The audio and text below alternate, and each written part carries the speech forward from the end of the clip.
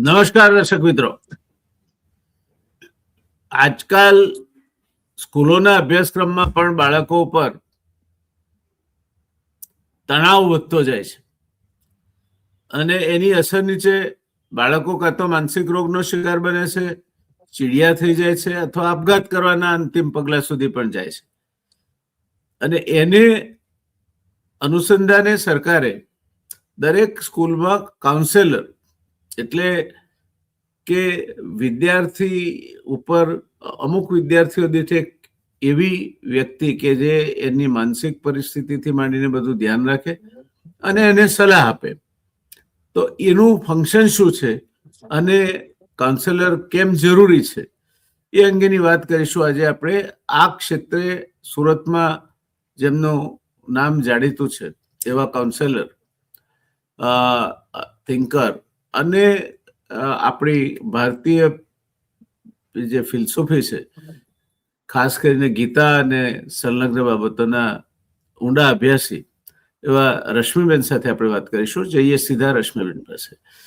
રશ્મિબેન, આ કાઉન્સેલર અંગેનો જે આખી રચનાની વાત આવી, તેનો હેતુ શું છે તે સમજાવશો? જી, હવે કાઉન્સેલર શું કામ જરૂરી છે, અથવા તો સૌથી પહેલા ગુજરાતના જે છેલ્લા 5 વર્ષના આંકડાઓ છે સુસાઇડના, એ ઓફિશિયલ આંકડા 3000 ની ઉપર છે.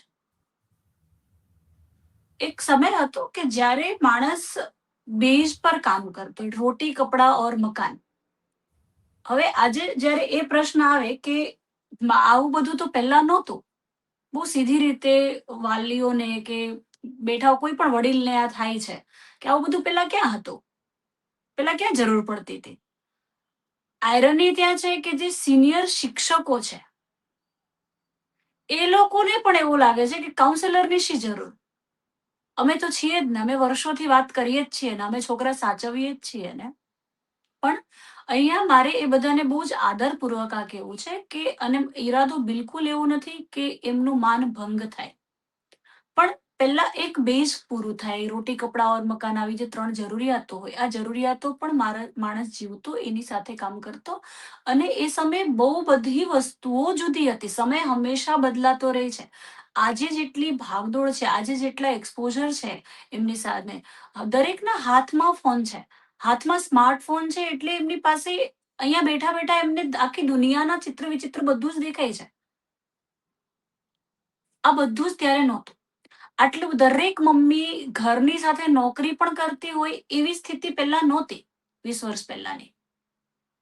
અને દરેક વ્યક્તિને ઈએમઆઈ નો સ્ટ્રેસ હોય એવું નહોતું.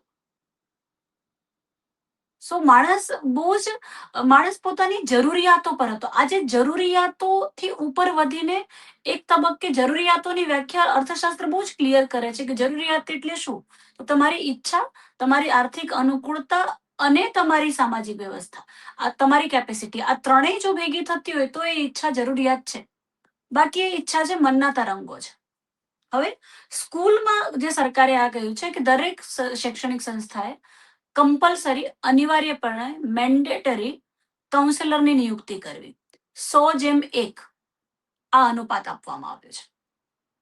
કાગળ ઉપર આ આખી યોજના, આ આખી જે ધારણા છે અને આખો જે ધ્યેય છે એ બહુ જ મજબૂત સાઉન્ડ કરે છે, બહુ જ યોગ્ય સાઉન્ડ કરે છે. જરૂર કેમ છે? અને જે એવું પણ એમને અનુકૂળતા આપી કે એવી નાની શૈક્ષણિક સંસ્થાઓ કે જેમની પાસે સૌથી ઓછી સંખ્યા છે, એ લોકો બહારથી પણ કન્સલ્ટન્ટ તરીકે કાઉન્સેલરને નિમી શકે છે, પણ એમને રાખવું. હવે એક વાત સમજવા જેવું એ છે શૈક્ષણિક સંસ્થાના મેનેજમેન્ટે અને શૈક્ષણિક સંસ્થાના તમામ જવાબદાર વ્યક્તિઓએ કે આ સરકારને બતાવવા માટે નિયુક્ત નથી કરવાનું કે કાગળ પર છે, કેમ કે ઘણી જગ્યાએ ડમી કાઉન્સેલર્સ નિયુક્ત કરવામાં આવે છે. એટલે જોબ પણ ડમી થાય છે. ડમી સ્કૂલ છે ખાલી એટલું નથી વિદ્યાર્થીઓ માટે. એમને અમુક અમાઉન્ટ આપવામાં આવે છે અને એ લોકો ડિગ્રી પ્રોવાઈડ કરે છે, જે રજિસ્ટરમાં મૂકી દેવામાં આવે છે. આ ઘટના કોઈ નવી નથી નોકરીઓમાં.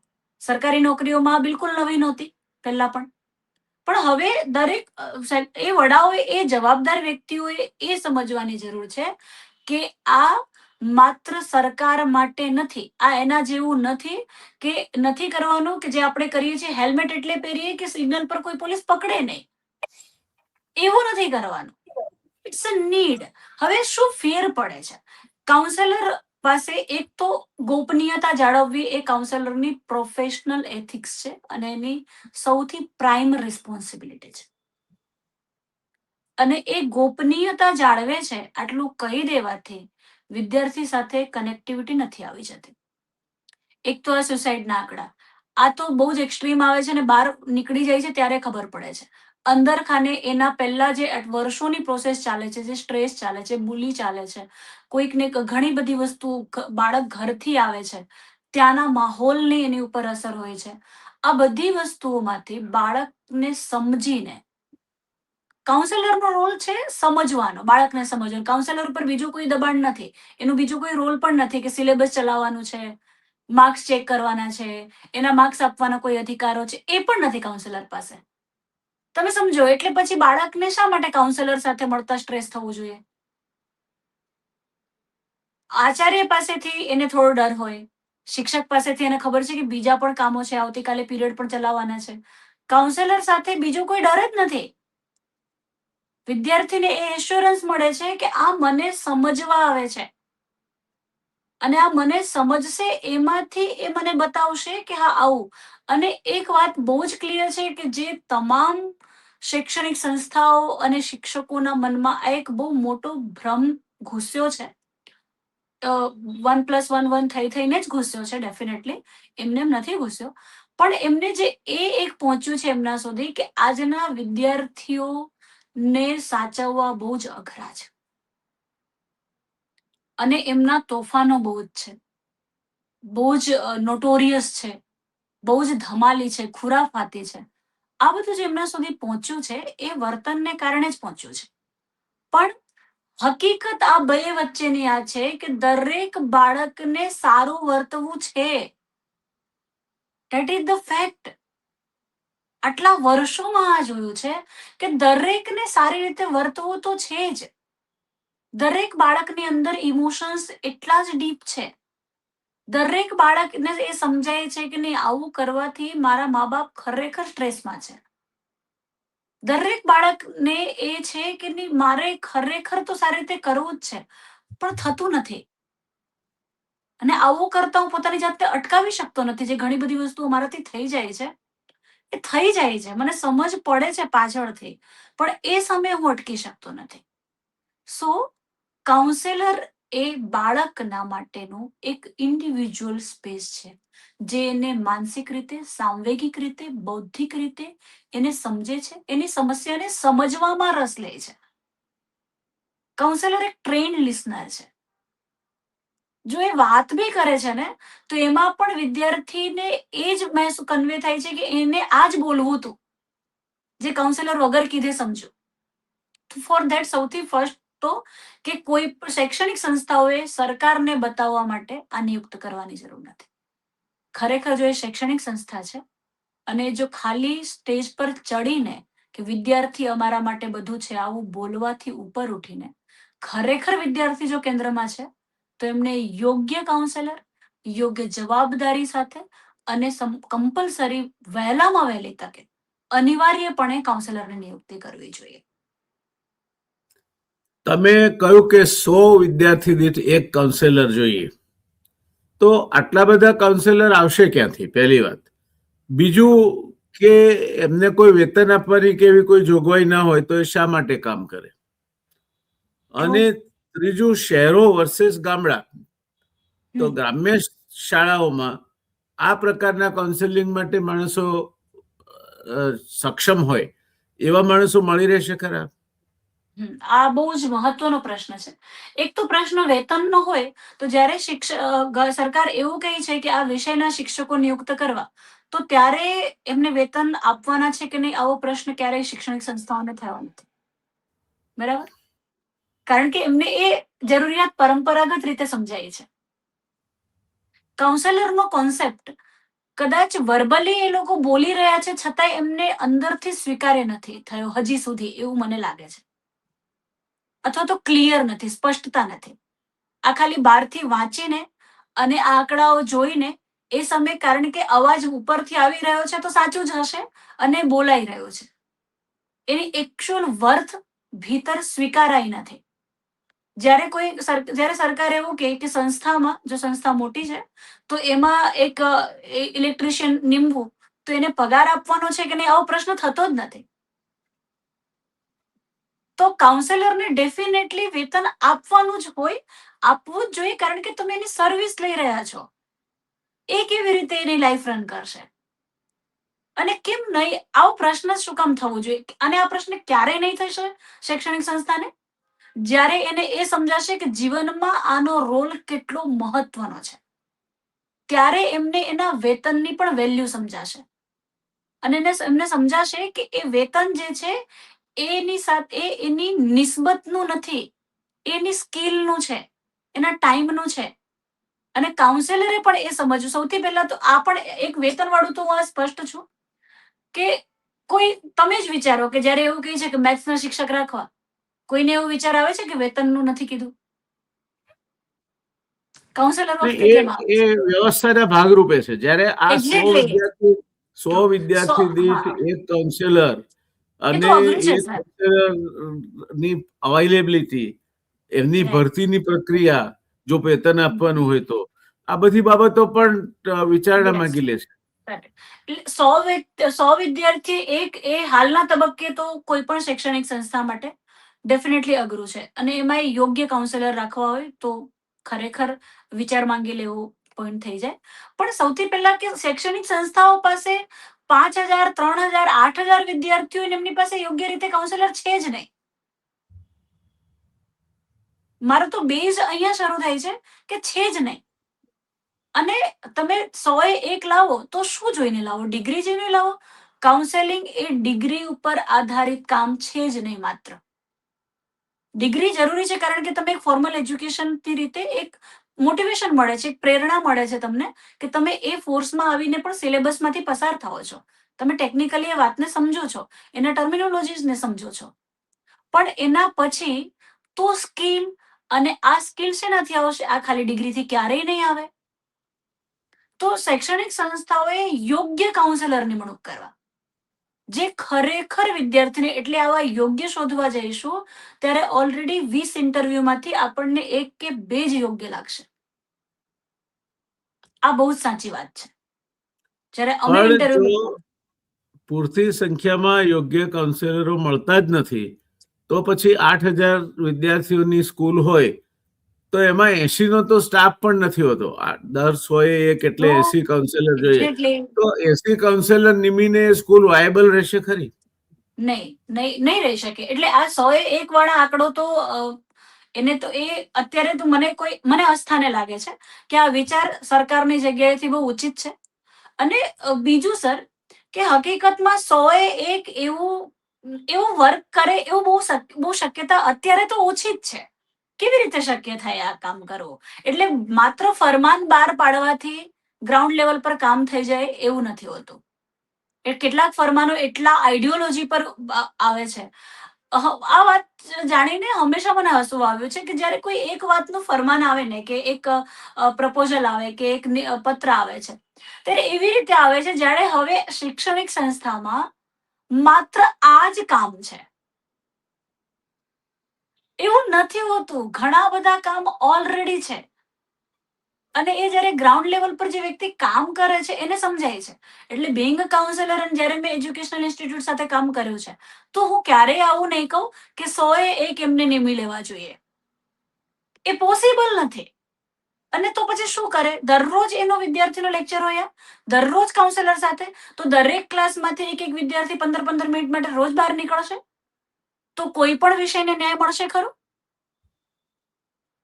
એટલે તમે વિચારો કે મેથ્સનો પીરિયડ ચાલે છે, એમાં 5 વિદ્યાર્થી 20-20 મિનિટ માટે બહાર ગયો. હવે 5 વિદ્યાર્થી જે બહાર ગયો એ સમયે એનું જે સિલેબસ ચાલ્યું એનું શું કરવાનું?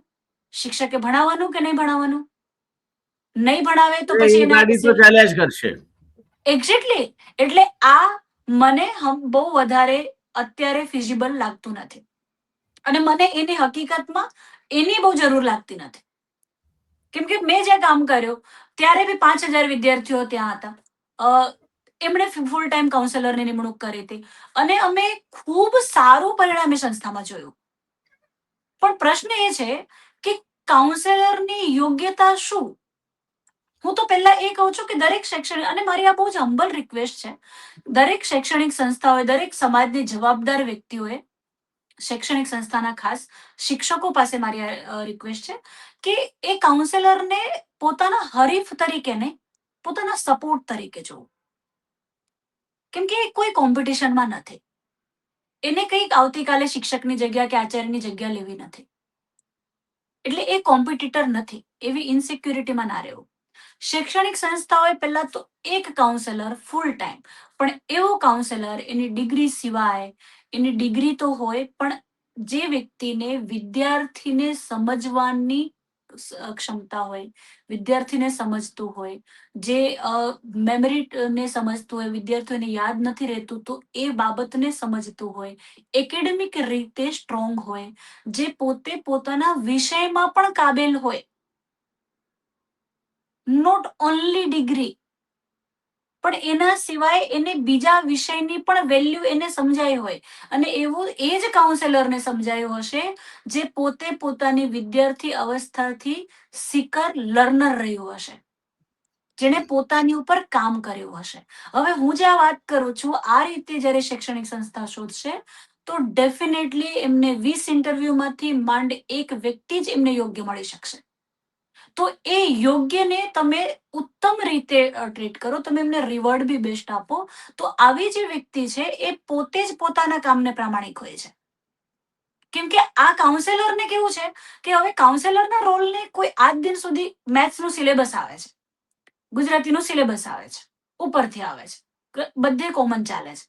કાઉન્સેલિંગનો કોઈ ફિક્સ સિલેબસ ના હોઈ શકે, કેમ કે એ તો મનસ્થિતિ ઉપર સામેવાળું જે છે એના રિફ્લેક્શનથી આવે છે. તો આ એક બહુ સૂક્ષ્મ અને ખરેખર બહુ સ્કિલ અને બહુ જ જવાબદારી વાળો રોલ છે. આ પહેલા તો તમામ ડિગ્રીધારી કાઉન્સેલરે બહુ જ વ્યવસ્થિત રીતે સ્વીકારી અને સમજવું પડશે. અને શૈક્ષણિક સંસ્થાઓએ આને એ રીતે જોવું કે સમાજ પ્રત્યે આપણી જવાબદારી છે કે આપણું સંતાન પણ મૂંઝાતું હશે. એવું નથી કે ખાલી બીજાના સંતાનો માટે છે. અને દેખીતી રીતે શું લાગે છે કે અમારા છોકરાઓ તો ખુશ જ છે, અમારી સંસ્થામાં કોઈ તકલીફ જ નથી, અમે બાળકો સાથે દર મહિને મીટિંગ કરીએ છીએ, પેરેન્ટ્સને પૂછીએ છીએ. આ બધું ખોટું નથી કહેતા એ લોકો ખરેખર પેરેન્ટ્સ મીટિંગ કરે છે. અમે પૂછીએ છીએ તમને કઈ તકલીફ છે, અમારા ટીચર્સ વાત કરે છે.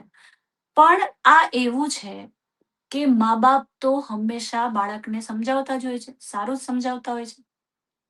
કોઈ મા બાપ આજ દિન સુધી એવું નહીં હોય જે એવું કહેતું હશે પોતાના બાળકને, કોઈ બેસાડીને ગાળ શીખવાડતું હશે, અપશબ્દો શીખવાડતું હશે, આવું કોઈ મા બાપ નહીં હોય. કોઈ મા બાપ ક્યારેય એવું નહીં ચાહે કે મારું બાળક કાલે જૂઠું બોલે, ખોટું બોલે, મને છેતરે, એ સ્કૂલે જાય છે કહીને બીજે સ્મોક કરવા ભાગી જાય, એ સ્કૂલેથી નીકળીને ટી શર્ટ બદલીને મોલમાં જતું રહે.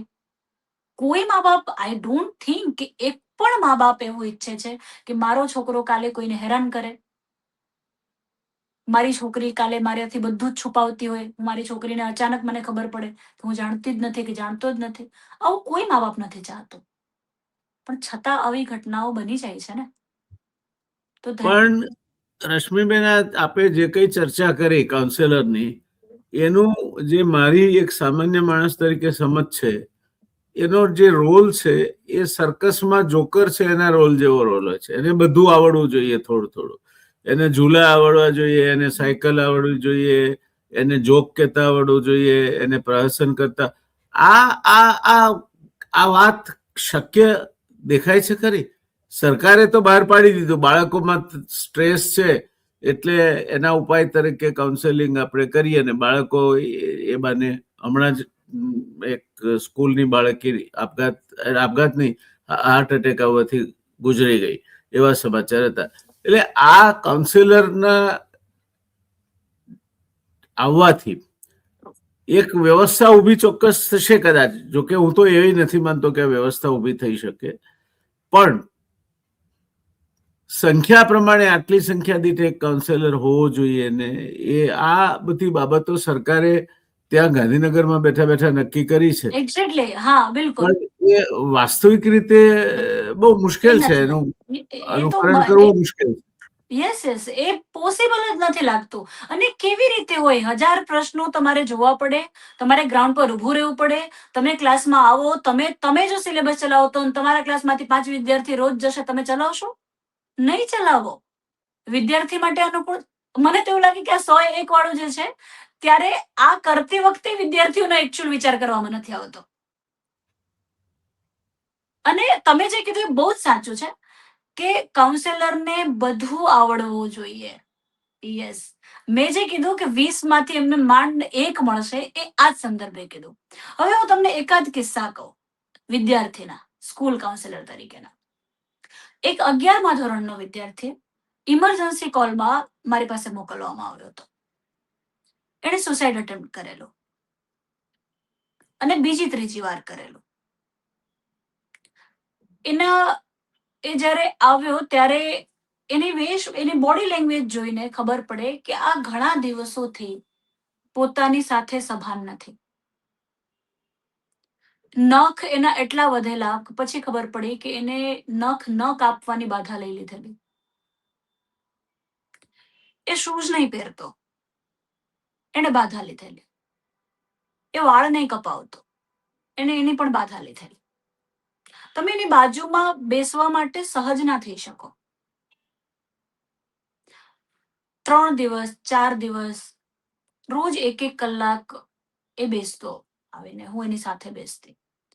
5મા દિવસે એને મને હું થોડી વાત કરું, એને પૂછું કે હું તને બોલવામાં મદદ કરું, અને અમે બેસીએ રોજ 1-2 કલાક બેસીએ રોજ. 4થા-5મા દિવસે એવું થયું કે એને મને આટલો બધા એક થપ્પો આપ્યો. એને ડાયરી લખેલી આટલી બધી. 11મા ધોરણનો છોકરો, જોડણીની એટલી પારાવાર ભૂલો, કે એમાં ભૂલો ક્યાં છે કે જોડણી સાચી ક્યાં છે એ શોધવી અઘરી પડે. પણ એ બધા થપ્પા એ આપી ગયો. હવે બીજા દિવસે અમે પાછા મળ્યા અને મેં એને કીધું કે મેં વાંચ્યું તો એને પહેલા તો એ જ નવાઈ લાગી કે આણે ખરેખર વાંચ્યું. અમારા આટલા બધા થપ્પા કોણ વાંચે? પછી એમાંથી એ થતા થતા હવે 1 મહિનો ગયો. પછી થયું એવું કે જે ટ્યુશન જતો હતો, એ ટ્યુશન ટીચર એને કાઢી મૂક્યો કે તે આવું કર્યું છે, એની ઇફેક્ટ મારા ક્લાસ પર પડશે. અને વાલીઓ એવું કહે છે કે જો આ આવતો હશે ને તો અમે અમારા છોકરાઓને નહીં મૂકીએ. હવે આ બાળકે અત્યાર સુધી કઈ કેફી દ્રવ્યો પહોંચાડવાનું કામ પણ એકાદ વાર લઈ લીધેલું. આ 11મા ધોરણ સુધી બાળ મંદિરથી આજ દિન સુધી આ ક્યારે પાસ નહોતો થયો ફૂલ્લી. ક્યારેય નહીં. રેકોર્ડ બ્રેક રીતે. એનો નાનો ભાઈ હતો, એ ભણવામાં સારો હતો, 60-65% લાવતો. એના ફાધરની કોઈ લારી હતી, ફૂડની લારી, જે સાંજે ચાલતી, અને આ બાઇક લઈને આવતો સ્કૂલે. આ પ્રોસેસ ચાલતી રહી અમારી. એક ટાઈમ પર મેં એને એવું કીધું કે મને એવું લાગે છે કે તું વાળ કપાવે તો ખરેખર સારો તો લાગે છે. ડ્યુરિંગ ધ પ્રોસેસ બીજા દિવસે એને 3 વાગે મને વોટ્સએપ પર ફોટો મોકલ્યો. એને ટકો કરાવ્યો હતો અને એને કીધું કે આ જસ્ટ ફોર યુ. તો કે ઓકે. હાથમાં એટલી બધી વીંટીઓ પહેરતો, એટલું બધું કડા ને એ બધું.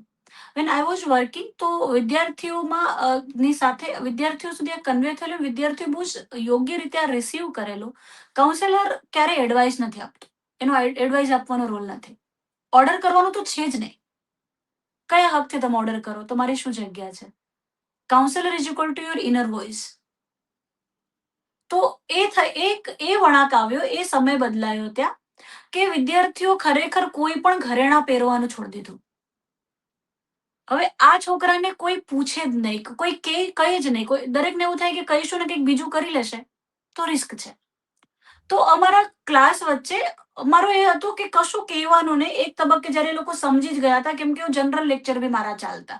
હવે નોર્મલી કાઉન્સેલર જ્યારે આવે છે ડિગ્રી લઈને, તો એ લોકો એવું કહે છે કે અમારો રોલ એ થોડી છે, અમે સ્પીકર થોડી છીએ, તો અમે 500 ને થોડી લેક્ચર લઈએ, કે અમે ક્લાસમાં થોડી જઈએ વાત કરવા માટે. એટલા માટે મેં કીધું કે ડિગ્રીથી બહાર નીકળીને પણ હોય, જે તમે કીધું એ જ. તો એ દરમિયાન એક રેપો બની ગયો. પછી હું ખાલી હાથ મેં મૂક્યો એની સામે અને એને મારા હાથમાં બધી વીંટીઓ આપી દીધી. બધી એની સિલ્વરનો કડો હતો એ પણ એને આપી દીધો. હવે આ છોકરાને ટ્યુશન ટીચરે કાઢી મૂક્યો. એ કે હવે હું શું કરું, મને એમણે કાઢી મૂક્યો. મેં કીધું કે ઓકે, એ આર્ટ્સનો સ્ટુડન્ટ હતો કોઇન્સિડેન્ટલી. મેં કીધું કે ઠીક છે, આપણે એક કામ કરીએ, તને એ લોકોએ કાઢી મૂક્યો ને, તો તને મારી સાથે ફાવે છે? તો કે હા.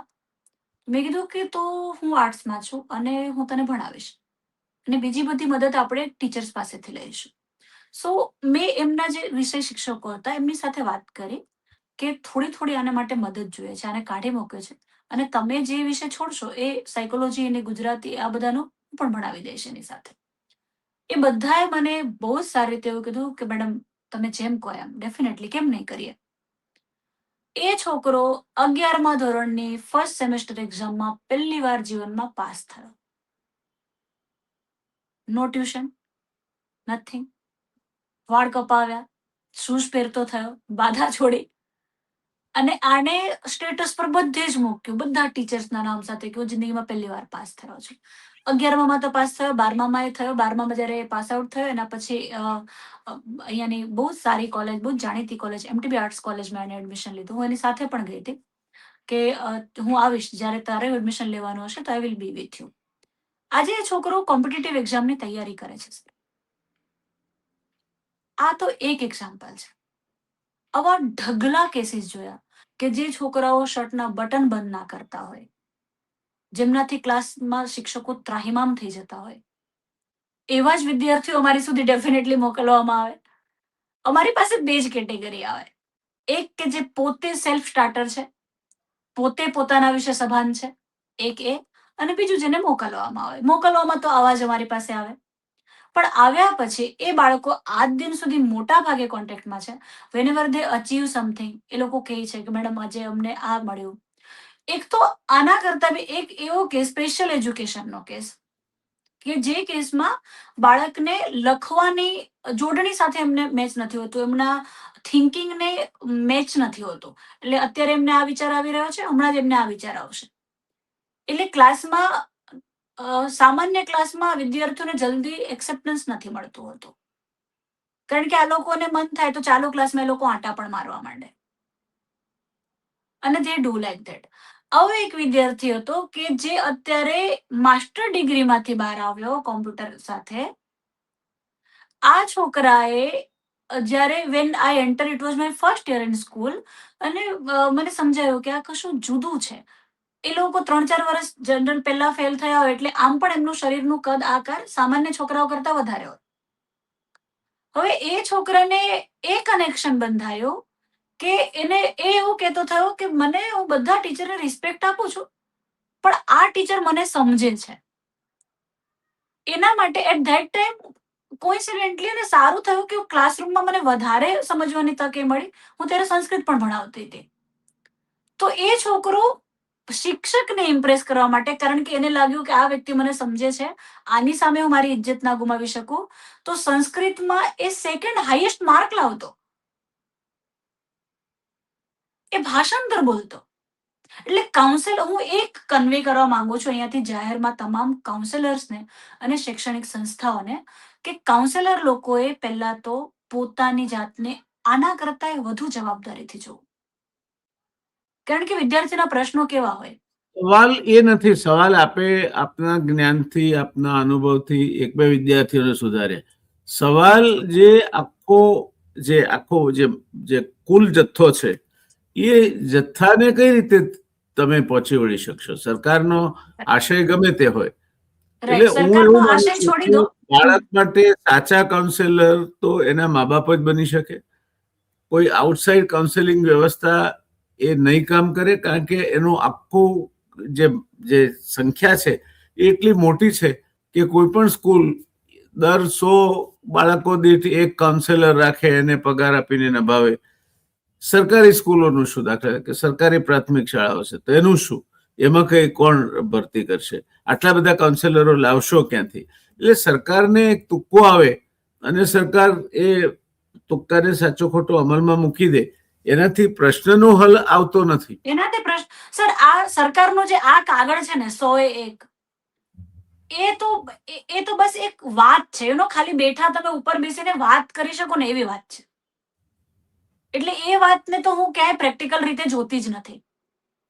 પણ તમે જે પ્રશ્ન કર્યો કે એક બે વિદ્યાર્થીઓ, તો ના, આ એક બે વિદ્યાર્થીઓ મેં એ એક્ઝામ્પલ આપ્યું કારણ કે જે લોકો આ સાંભળશે અહીંયાથી, આ વાતથી આપણી સાથે કનેક્ટ થશે, એમાંથી ઘણા બધા, અને મોટે ભાગે આ તમારી ચેનલ સાથે જોડાયેલા લોકો પાસેથી એટલા માટે અપેક્ષા હોય છે કારણ કે મોટે ભાગે સમજુ લોકો છે, સેન્સિબલ લોકો હોય છે, ધ્યાનથી જુએ છે. તો અને કાઉન્સેલર્સ જુએ એ હું ઈચ્છું છું કે એમને આ સમજે. હવે એક બે વિદ્યાર્થીને સુધારવાનું, પહેલી વસ્તુ, તમે કોઈને સુધારી શકતા નથી, આ બહુ જ ક્લિયર રાખીને જાઓ. કોઈને સુધારવાના માટે તમારી પાસે કોઈ અધિકાર નથી. તમે ખાલી પોતાની ઉપર સતત નિરીક્ષણ કરીને પોતાની સ્કિલ ડેવલપ કરી શકો છો. પોતાને જેટલું પ્યોર રાખો અને સ્કિલને ડેવલપ કરો, એટલું એને જોઈએ જ છે. સર, તમે સમજો, વિદ્યાર્થીને જોઈએ જ છે. એને ઓલરેડી બધી વાત ખૂટી ગયું સાચી. છે. જરૂરિયાત છે. હા. શિક્ષણ, ઉલટાનું જે શિક્ષણ છે એ એટલું ગૂંચવાડાભર્યું બનતું જાય છે. બીજા છેડે મા બાપો પાસે પોતાના બાળકને આપવા માટેનો સમય નથી. અને ઘણા બધા કિસ્સામાં એ જે ભણ્યા છે એ ભણતર ને આજની જે ભણતરની પદ્ધતિઓ છે એ પણ ઘણી જુદી પડે છે. એટલે એક એવો પ્રશ્ન ઉભો થયો છે કે જ્યાં બાળકની મૂંઝવણનો ઉકેલ કોઈની પાસે નથી. અને ખાસ કરીને એના માતા અને પિતા બંને નોકરી કરતા હોય, માઇક્રો ફેમિલી હોય, ત્યારે આવી વ્યવસ્થા ઘરમાં અસ્તિત્વમાં હોવી જોઈએ, તે અસ્તિત્વમાં નથી. હવે એની જગ્યા આ કાઉન્સેલર્સ લઈ શકે? હું એવું માનું છું કે ના લઈ શકે. કાઉન્સેલર કોઈની જગ્યા નથી લેતું. કાઉન્સેલર એ તમારી સાથેનું છે. કાઉન્સેલર એ વ્યક્તિ છે કે તમે જે ફી ભરો છો તમારા બાળક માટે, અને તમે જે ખર્ચો કરો છો, તમે જે મહેનત કરો છો તમારા બાળકના વિકાસ માટે, એમની અંદરનું જે ખાદ ખૂટે છે એ આ ખાદ પુરવણીનું કામ કરી શકે છે. અને એ જ મહત્વનું, એ બહુ જ મહત્વનું છે. ખાલી કાઉન્સેલર જ હોય તો કશું શક્ય નથી. પણ કાઉન્સેલર આ એક નામ છે, એક વર્ડને સાઈડ પર કરી દો તો પણ એક એનર્જી તમને જોઈએ છે કે જે આ બધું જે તમે રોપી રહ્યા છો, જે તમે વાવી રહ્યા છો, ઉગી કેમ નથી રહ્યું? શું આડે આવી જાય છે? એને સાફ કરવા માટે, એને સાફ રાખે અને એને ડિરેક્શનમાં લઈ જાય. એ તમારા બાળકમાંથી તમારી જગ્યા નથી લેતું, એ શિક્ષકની જગ્યા પણ રિપ્લેસ નથી કરતું. એ એક એનર્જી જેવું છે જે ક્યાંય દેખાતું નથી. આ બહુ સાચું હું ત્યારે પણ કહેતી કે આમ જુઓ તો કાઉન્સેલર તરીકે કોઈ સહીની જરૂર નથી. છતાં પેરેન્ટ્સ, અને બીજું કે કાઉન્સેલર જ્યારે when I was working with institute, અથવા તો આજે મારે જો કામ કરવાનું હોય તો હું ડેફિનેટલી એવું રાખું કે હું વીકમાં એકવાર, કે દરેક ક્લાસનો વારો એટલીસ્ટ 15 દિવસે એકવાર આવે, અને જેમાં હું માસ ગ્રુપની સાથે, એટલે એ સંસ્થા પાસે તો ટચવુડ કે ઓડિટોરિયમ હતું, તો 550 વિદ્યાર્થીઓ સાથે એક સાથે 1 થી 1.5 કલાકની ટોક થતી અમારી, જેમાં કોઈ ડિસિપ્લિન મેન્ટેન કરાવવા માટે ટીચર્સે ઊભા થવાની જરૂર નહોતી. કોઈ વિદ્યાર્થી ઉપર કોઈ કંટ્રોલ નહીં રહેતો, કરવાની જરૂર નહોતી રહેતી. પણ એ 1.5 કલાક માટે દરેક વિદ્યાર્થી એ દિવસની રાહ જોતું હતું. અને વિદ્યાર્થીઓ એવું કહેતા, પછી દરેક વિદ્યાર્થીએ સર કાઉન્સેલર પાસે 1 to 1 આવવાની જરૂર હોતી પણ નથી. સમજો છો? દરેકની નથી હોતી કઈ. પણ એમને સોલ્યુશન એ માસ કોમ્યુનિકેશન વખતે મળી જાય છે, એ ટોક વખતે મળી જાય છે. એના માટે કાઉન્સેલર એકચ્યુઅલી ઇનર વોઇસ હોવો જરૂરી છે. અને વાત રહી કે પેરેન્ટ્સની કાઉન્સેલરની, જે તમે કહો છો કે પેરેન્ટ્સ કાઉન્સેલર બની શકે, એ વાત સાથે મારો થોડો જુદો અભિપ્રાય છે કે એવું નથી શક્ય. આ આઈડિયલ વાતો છે. શક્ય એટલે નથી કારણ કે હું મારા બાળક સાથે વાત કરું, બરાબર, તો એ વાત હું એની સાથે કરીશ, એના પછી મારા બીજા વર્તન વ્યવહારો પણ એની સાથે સંકળાયેલા છે. સમજો? આ જાય છે ક્લિયરલી હું જે કહું છું? વાત સાચી છે બધું જ, પણ it fails to make a point. એટલા માટે કે આનું આખું મૂળ આપણે ચકાસીએ તો પ્રમાણમાં તકો મર્યાદિત થતી જાય છે, હરીફાઈ વધતી જાય છે. એટલે એડમિશન મેળવવાથી માંડીને નોકરી મેળવવા સુધીની જે બાબતો છે એ મુશ્કેલ ને મુશ્કેલ થતી જાય છે. અને મુશ્કેલ ને મુશ્કેલ થતી જાય છે. માટે એ પરિસ્થિતિમાં પસાર થઈને પોતે બીજાઓની સરખામણીમાં પોતાના નિર્ધારિત ગંતવ્ય સ્થાને જઈ શકે એવી શક્યતાઓ ઘટતી જાય છે. આ એની મૂળ વ્યથા આ છે. હવે એ વ્યથાને સમજી શકે કોણ સમજી શકે? પહેલું સમજી શકે તેના મા બાપ સમજી શકે, અવાસ્તવિક આશાઓ ન રાખે કે મારો છોકરો ડોક્ટર જ થાય કે મારો છોકરો એન્જિનિયર જ થાય. બીજું, ત્યાર પછી એને રોજબરોજ જે ભણાવે છે શિક્ષકો, એ શિક્ષકો ભણતર એવું ન કરી નાખે કે જે પેલા બાળકને પચાવવાનું અઘરું પડી જાય અને એક ભણતર એક બોજ બની જાય અથવા અકારો બની જાય. હવે આ બધું ન થાય ત્યાં સુધી કાઉન્સેલર કશું કરી શકતો નથી. કાઉન્સેલર શું કરશે? ઓકે, અને છે વિદ્યાર્થીઓની ક્યાં કાઉન્સેલર? તકલીફો શું છે? યોગ્ય કાઉન્સેલર શોધવા માટે શૈક્ષણિક સંસ્થાઓએ જો એમને નથી મળ્યું તો હજી સુધી એમણે બહુ જ પ્રામાણિક અને અનિવાર્ય સમજીને એના માટે કોશિશો નથી કરી. That is a very fact thing. આજ દિન સુધી એમણે આના વિના સ્કૂલ નહીં ચાલે આટલી મહત્તા રાખીને આટલી ઇમરજન્સીની રીતે એના માટેની તૈયારી એફોર્ડેબલ નથી. એફોર્ડેબલ નથી. રાઈટ. 8,000 છોકરા હોય અને 80 કાઉન્સેલર રાખવાના હોય અને એ તો સરેરાશ તમે, પોસિબલ જ નથી.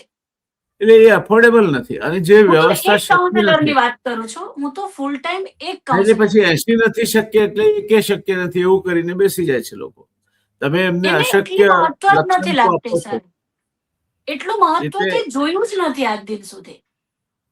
જેમ એનું મેથ્સના કારણ ટીચર છે વિના ના કે ચાલે. તમે એવા એમની પાસેથી અપેક્ષાઓના ધારાધોરણો તમે રાખો છો કે જે શક્ય નથી. એ શક્ય નથી એટલે કરતા નથી. પછી એક પણ નહીં અને 80 પણ નહીં. આ એક્ઝેક્ટલી. પરિસ્થિતિ એટલે છે. હું શૈક્ષણિક સંસ્થાઓ સાથે મારું આ નિવેદન છે કે સરકાર એની જગ્યાએ છે. મારો માનવ સહજ અભિગમ શું હોય? પેરેન્ટ્સ નો સૌથી વધુ ભરોસો ક્યાં છે?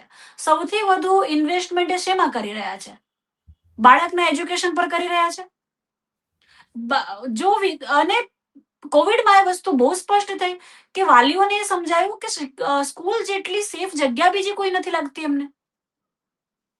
તમે સમજો છો વાલીનો વિશ્વાસ કેટલો બધો છે શૈક્ષણિક સંસ્થાઓ પર?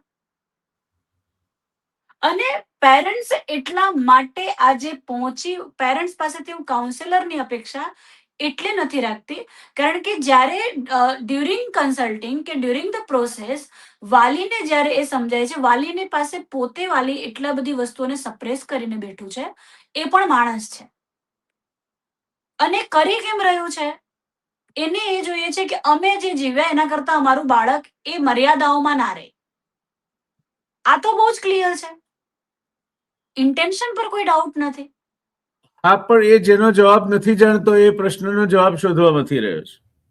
એક્ઝેક્ટલી. હવે તમે જે આપઘાતના કિસ્સાઓ જુઓ એમાં શું એવું હતું કે દરેક બાળક નું રિઝલ્ટ નબળું આવતું હતું? એવું હતું નહીં.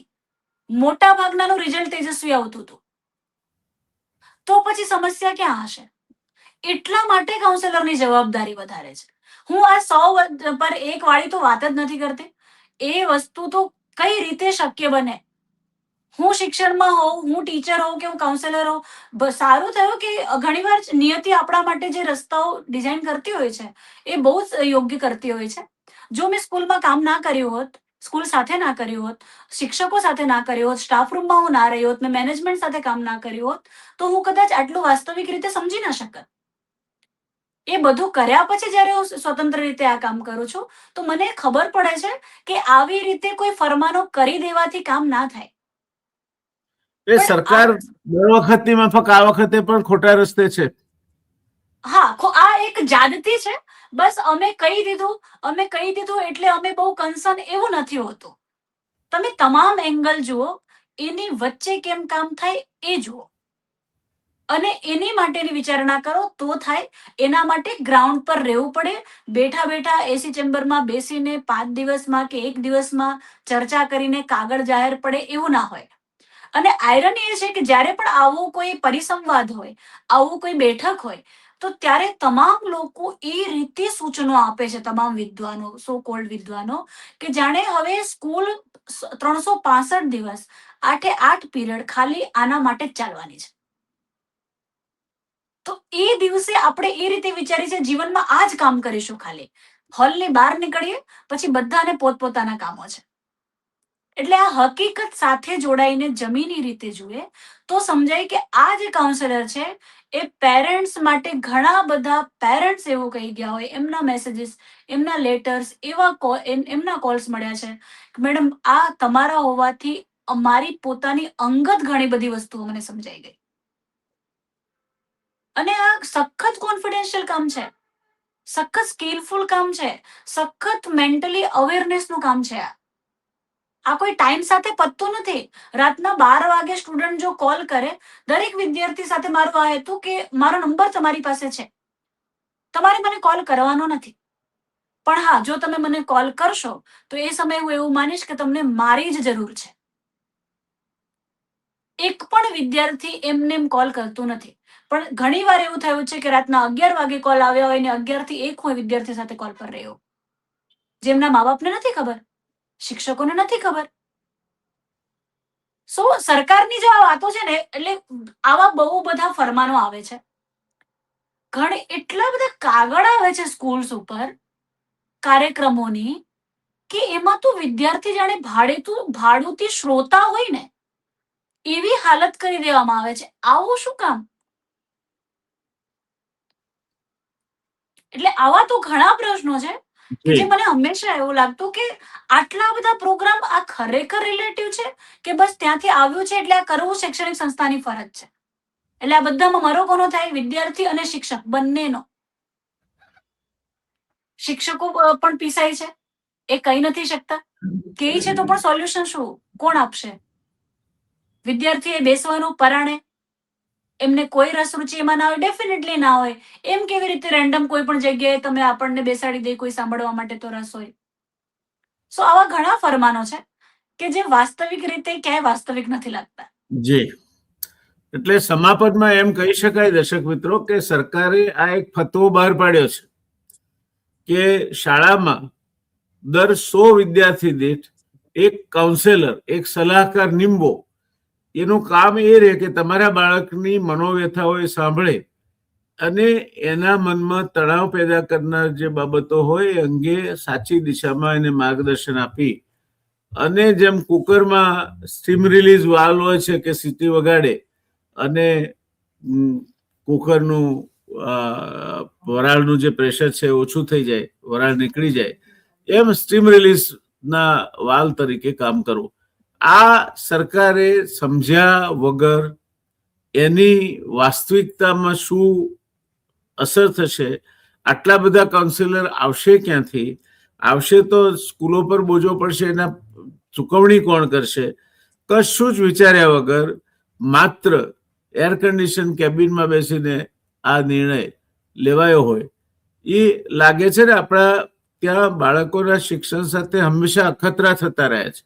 બાળક જાણે, રશ્મિબેને બહુ સાચી વાત કહી કે અખતરાનું સાધન હોય અને ચારે તરફથી એના ઉપર અખતરાઓનો માર પડ્યા જ કરતો હોય, તે પ્રકારની પરિસ્થિતિનું નિર્માણ થાય છે. કેટલા અંશે આ કાઉન્સેલર વાળો જે સરકારનો ફતવો છે તે સફળ થશે એ અત્યારે તો દેખાતું નથી કે સફળ થાય, કારણ કે વાસ્તવિક રીતે આટલા બધા કાઉન્સેલર ક્યાંય છે જ નહીં કે જે આ કાઉન્સેલિંગ કરી શકે અથવા કાઉન્સેલિંગ કરવા માટે શક્તિમાન હોય. એટલે આપણે આ આખી વાતને એક યાંત્રિક દ્રષ્ટિથી જોઈ છે અને મશીનની માફક એને પાટે ચડાવવાનો પ્રયત્ન કર્યો છે. જે સફળ થાય એવા ચાન્સીસ અથવા એવી શક્યતાઓ દેખાતી આજની તારીખમાં નથી. કોઈ ચમત્કારો થાય એની આપણે રાહ જોઈએ. તો આજે આ મુદ્દે બસ આટલું જ દર્શક મિત્રો. કાઉન્સેલરના મુદ્દે રશ્મિબેને જે વાત કરી તે સાંભળ્યા પછી તમને લાગ્યું હશે કે આપણી સરકાર આપણા બાળકોને અખતરાનું સાધન સમજે છે અને ફતવા બહાર પાડે છે જે નથી બાળકને સમજીને કરવામાં આવતા, નથી બાળકના હિતમાં કે નથી એ માટેની વ્યવસ્થાઓ પૂરતી જેના થકી એનો અમલ કરી શકાય. તો આજે બસ આટલું જ. રશ્મિબેન, આપનો ખૂબ ખૂબ આભાર. દર્શક મિત્રો, આપે પણ ધ્યાનથી આ ચર્ચા સાંભળી. આપના ઘરમાં પણ બાળક મોટું થઈ રહ્યું હોય તો હું હજુ ફરી કહું છું કે એને સમજવાનો પ્રયત્ન કરજો. તમારી આકાંક્ષાઓ એના ઉપર લાદવાનો પ્રયત્ન ન કરતા અને દરેક બાળકને જે વિશિષ્ટ શક્તિઓ ઈશ્વરે આપી છે એ શક્તિઓની દિશામાં એને લઈ જશો તો સરવાળે કંઈક પરિણામ મળશે. કાઉન્સેલિંગ જ્યાં જરૂરી હોય ત્યાં એના માટેના જે ક્વોલિફાઈડ અથવા જે અધિકૃત છે એ કાઉન્સેલર થકી જ થઈ શકે, ગમે તે માણસ આ કામ કરી શકે નહીં. એટલે સરકારની 100 વિદ્યાર્થીઓ દીઠ એક કાઉન્સેલર રાખવાની જે વાત છે એ હાલ પૂરતી એક નોન પ્રેક્ટિકલ અથવા અમલમાં ન મૂકી શકાય તેવી અને તુક્કો છે એમ કહીએ તો એમાં જરાય અતિશયોક્તિ નથી. ધન્યવાદ. મળીએ ફરી બીજી નવી ચર્ચા સાથે આવતા અઠવાડિયે. આવજો.